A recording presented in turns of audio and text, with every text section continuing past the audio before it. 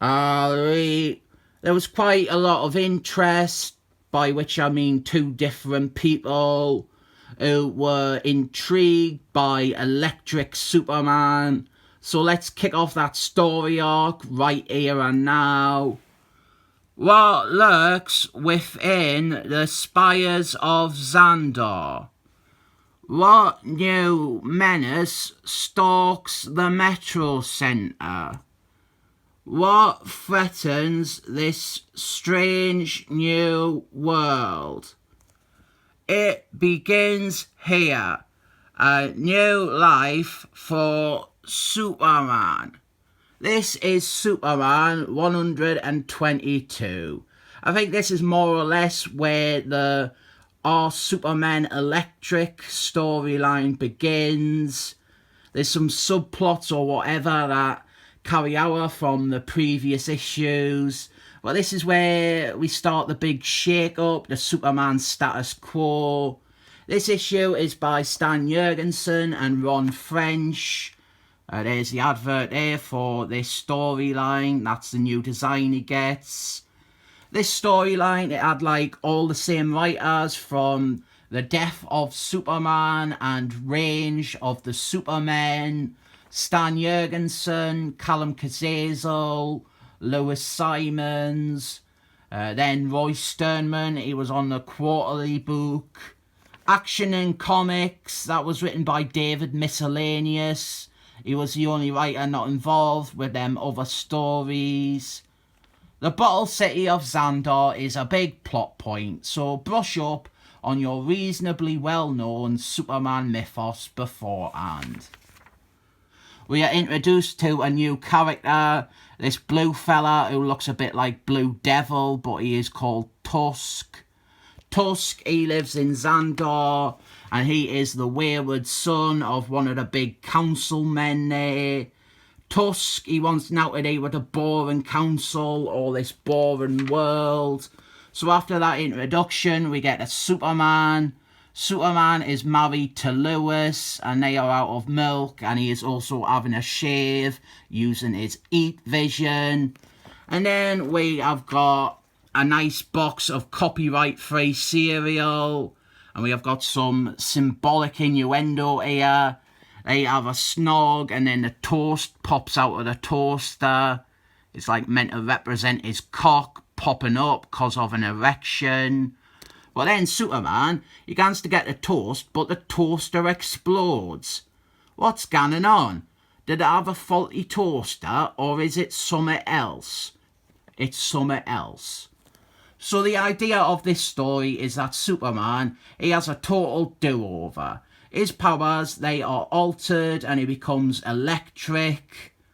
A lot of people, no way, I mean a lot of idiots, they group Electric Superman in with the Clone Saga and Robert Liefeldman as part of their the 90s are the worst time for comics ever spiel.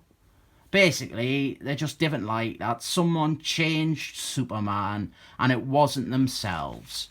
If Martin Quaid had done this, all these 90s 18 writers and editors, they will be making exceptions for this instead of mocking it. Here we see Superman, his hand, it passes through a coffee pot, some more of the changes to his powers. With this story, the Superman writers, they were wanting to shake things up and present some new challenges and directions for the character.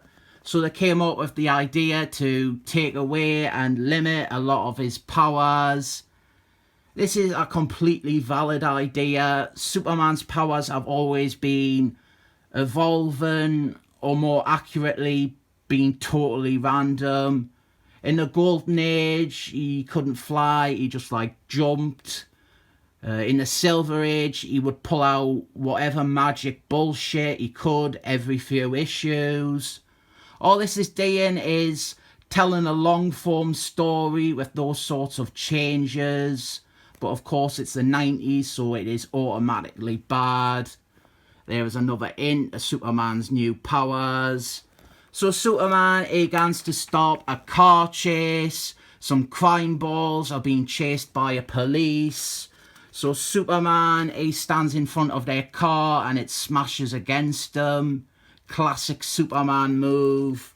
He's Superman though, so he's not going to let any of the scum die or out.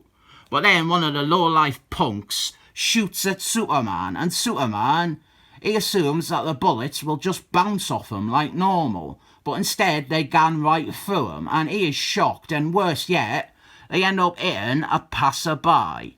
So Superman, he stops the criminals, and he rushes the wounded person to hospital. Then later on, Superman takes Lois to the fortress of Soulful Tunes, where Marlo Brandon lives. And Superman, he has wrapped Lois up in his cape so that she don't get cold. I didn't understand that. Couldn't he have just told her in advance to bring a coat? So they have gone to the fortress of Soulful Tunes because Superman is worried about him getting intangible twice, and he expects Marlo Brandon to have answers. We get a little reminder of Xandar, the shrunken city inside a bottle. This is Andy, if this was your first Superman comic. And then Superman, he fades away because he has been sucked off into Xandar. And he meets Tusk from the start of the comic. But Superman doesn't want to hang around in Xandar, so he instead just tries to leave. But obviously, Tusk, he needlessly attempts to attack Superman, and in the process, Tusk gets teleported away alongside Superman. So Superman, he gets out and he is back with Lois. If it was that easy to escape Xandar, you would think that he'd have a lot less trouble getting the people trapped inside the bottle out. But down here, we have got footnotes that pretty much reinforce what I said about this not quite being the proper start of the story. Because you see, before this, Superman, he had an adventure in Xandar, and it messed up all his DNA. That is like the origin of these new powers. But this is the first issue where we see like evidence of him having new or different powers. Maybe I'll go back and look at those issues after I get to the proper story. Like, it takes a few issues before we get the new design and stuff like that. There's like 4 or 5... No, wait, add on.